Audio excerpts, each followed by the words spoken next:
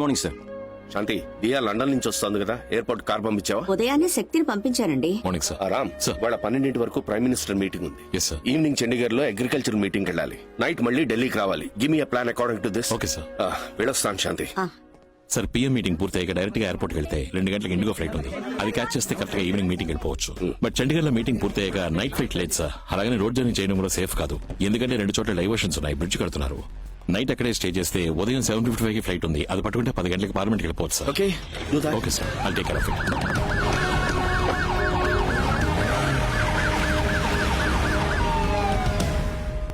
సుందరం, madam, మన శక్తి airport కి correct గానే వెళ్ళుంటాడుగా. సాధారణ శక్తిలా వెళ్ళుంటే పర్వాలేదు మేడం. సార్ కార్ లో సైరన్ పెట్టుకుని శక్తిమాన్లా వెళ్ళాడు. ఏం జరగబోతోందో. రామ్, మ్యామ్, అమ్మాయి వాళ్ళ లండన్ నుంచి వస్తోంది. రిసీవ్ చేసుకోవడానికి వెళ్ళిన శక్తి ఏమయ్యాడో తెలియడం లేదు. నువ్వు కొంచెం ఎయిర్పోర్ట్ కు వెళ్ళొస్తావా? Sure ma'am. నువ్వు తన్ని చూడలేదు కదా, తన నంబర్ నోట్ చేసుకో.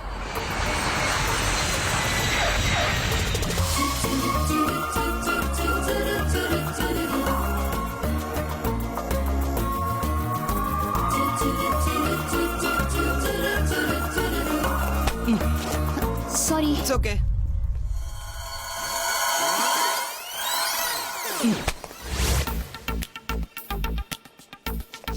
Excuse me. ఎస్. కావాలనే గుద్దారు కదా? లేదే. హే, కావాలనే కదా గుద్దావు? అవునండి. ఓకేనా?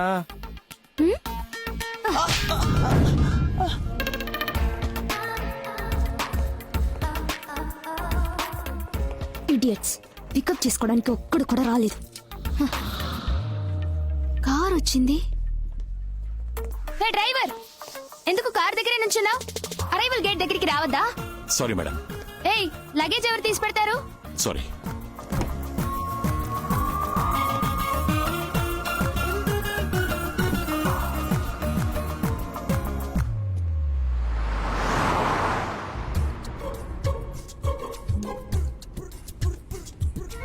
కార్లో ఏసీ వేసుకుని డ్రెస్ తీసుకుంటున్నావా? లేదు మేడం, మరి కూల్ గా ఉంది. మీరు వస్తారని ఏసీ వేసి ఉంచారు మేడం. Yeah fine. అతను డ్రైవర్ కాదు, front office manager. IAS exams రాసి రిజల్ట్స్ కోసం వెయిట్ చేస్తున్నాడు. డ్రైవర్ లేడని నేనే పంపించాను. ఇదిగో, నువ్వు లోపలికెళ్ళు, నేను వస్తాను. Hello, hold on. మీరు డ్రైవర్ కాదని చెప్పొచ్చుగా. చెప్పకపోతే నాకెలా తెలుస్తుంది? It's okay. ఏంటి ఇట్స్ ఓకే? చెప్తే అనవసరంగా మీతో గొడవ పడేదాని కాదుగా. మీరే నన్ను తిట్టేలా చేస్తారు, తర్వాత మంత్రి కూతురికి గౌరవం తెలీదు, పొగరబోద్దని ప్రచారం చేస్తారు. నేను అలాంటి వాటిని మిమ్మల్ని మీరే ఇన్ఫీరియర్ గా చేసుకుని అందులో సుపీరియారిటీని ఎంజాయ్ చేస్తారు, అంతే సరే కదా? ఓపెన్ చేయండి. మీరు వెళ్ళి కార్ ఎక్కండి.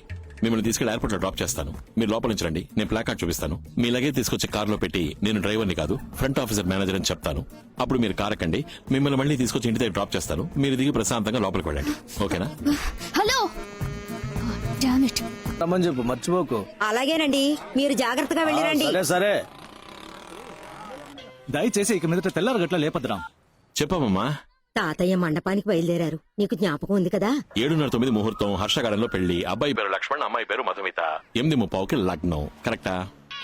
శుక్లాంబరధరం విష్ణుం శశివర్ణం చతుర్భుజం ప్రసన్నవదనం ధ్యాయేత్ సర్వమంగళ మాంగళ్యే శివే సర్వసాధికే.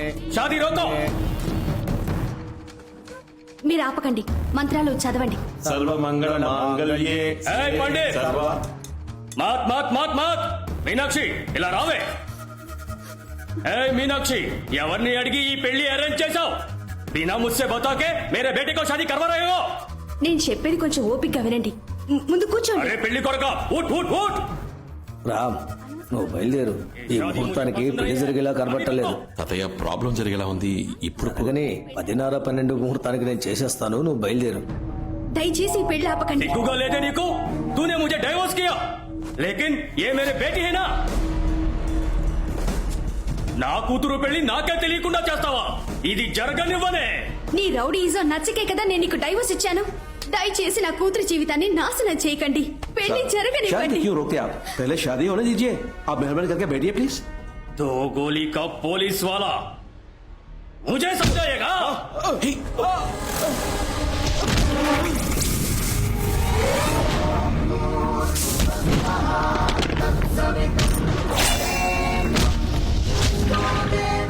నువ్వు నాకే కదే బిడ్డను కన్నావు, లేదా వేరే ఎవరితోనైనా పక్కనవా చెప్పవే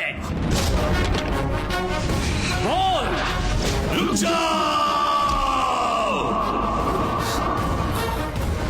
కట్టుకున్న భార్య అయినా సరే రావే పోవే అని పిలవకూడదు. రామ్మా పోమ్మా అని మర్యాదగా పిలవాలి. పండిత్ బయటికి పో, మజా కర్ రహా హై. బయటికి పో. ఏయ్!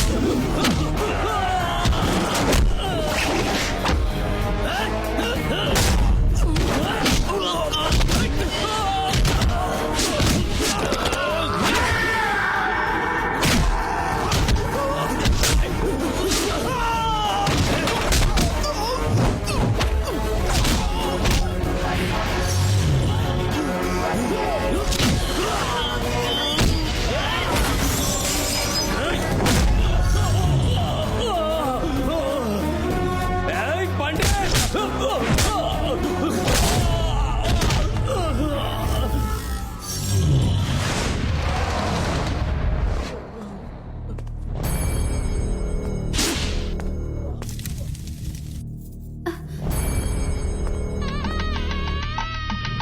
మాంగళ్యం తంతునానేనా మమ జీవన హేతునా కంఠే భద్నామి సుభగే త్వం జీవ శరదాం సతం.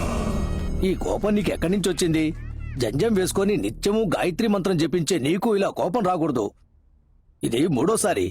నేను కావాలని అలా చేయలేదు తాతయ్య. ఆ వయసైన పోలీసు నా మీద పడగానే నాకెందుకో ఉద్వేగం, ఆవేశం, కోపం వచ్చాయి. రేయ్, పోలీస్ కేసు అయిందంటే నువ్వు ఐఏఎస్ ఆఫీసర్ అవ్వటం కుదరదురా. నువ్వు ఐఏఎస్ అవ్వాలన్నది మీ అమ్మ ఆశ, మీ నాన్న లక్ష్యం. ఇంకెప్పుడు ఇలా జరగదు తాతయ్య. ఎంత మీరు సాత్వికంగా పెంచాలనుకున్నా వాడిలో వాళ్ళ నాన్న గుణం ఉండడం సహజమే కదా.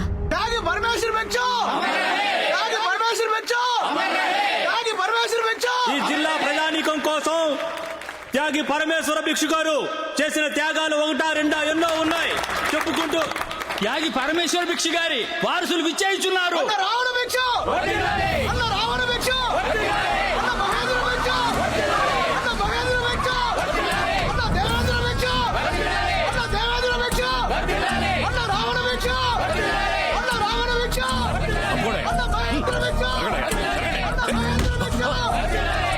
Sorry sir. తమ్ముడు వద్దు, వెళ్ళిపోదాం.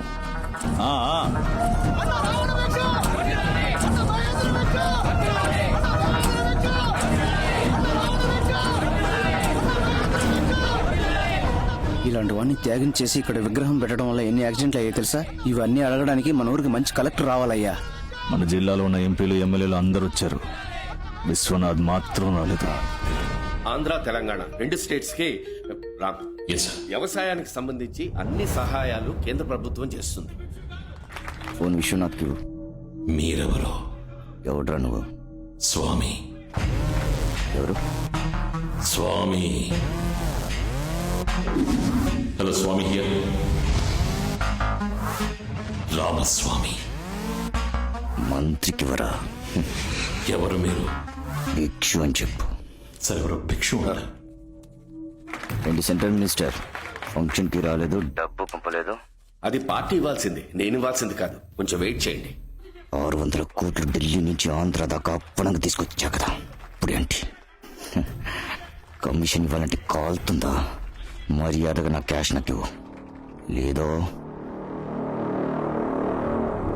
ఈ 28 సంవత్సరాల్లో కేంద్ర మంత్రినే బెదిరించే స్థాయికి ఎలా ఎదిగాడు? ఇండియాలో ఉన్న పెద్ద పెద్ద రాజకీయ పార్టీల నల్ల డబ్బును, వ్యాపారవేత్తలు లెక్క చూపించని అనామత డబ్బును 10% కమిషన్ తీసుకుని కాశ్మీర్ నుంచి కన్యాకుమారి వరకు ఏ ఊరికి కావాలన్నా ట్రాన్స్ఫర్ చేసి ఇచ్చే నీచమైన వృత్తిని గౌరవంగా చేస్తున్నాడు. అందుకని చాలామంది రాజకీయ నాయకులకు, వ్యాపారవేత్తలకు ఇతన్ని చూస్తే భయం.